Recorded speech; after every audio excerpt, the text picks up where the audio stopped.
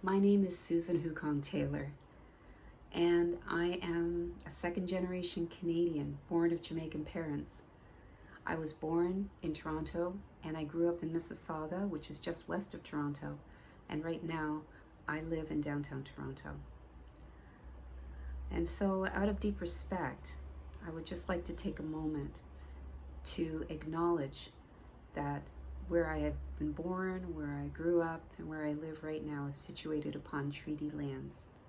And those lands include lands of the Wendat, the Haudenosaunee Confederacy, the Anishinaabeg Nations, the Mississauga of the Credit First Nations.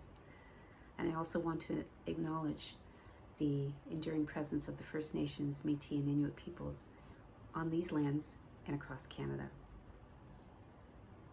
I grew up singing at church, and at the tender age of 14, I became the director of our contemporary choir. And music for me has been the sound of my soul. Music for me has been my shout of joy and my cry of sorrow. And it's always been intricately woven for me in my journey as a believer. I am a graduate of the University of Toronto, St. Michael's College. I studied in the Christianity and Culture program, and the essential question that program asks is how Christianity has impacted Western civilization. And in order to answer those questions, we looked at it from many angles, many different disciplines, and it was a very rich program. I studied jazz music at Humber College, and I majored in voice and composition. I've spent many years as a professional musician and also 15 years as a teacher, but I would say primarily I am a mother of 2 grown children now, and I am a widow.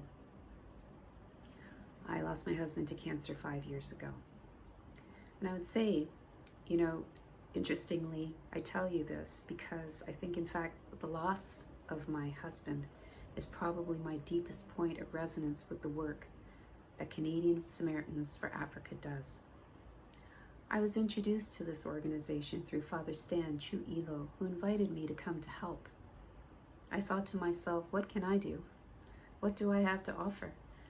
I'm not really experienced in fundraising, and I'm not nearly as active in social justice as I know other people are. And my circumstance is vastly different from these women in Africa across the ocean that we are seeking to serve. But I do understand loss. I do understand the bewilderment of trying to support your children in the midst of grief and confusion.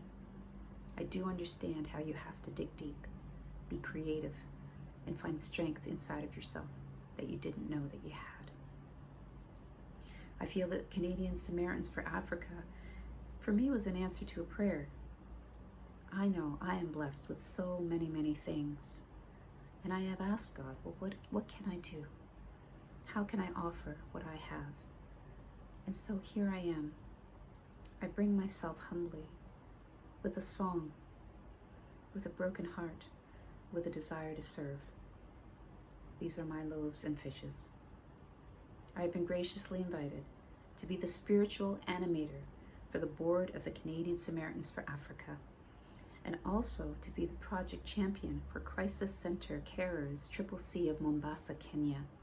And I am looking forward to working with CCC as they seek to empower caregivers, to connect the community, and to build the future. Thank you. God bless.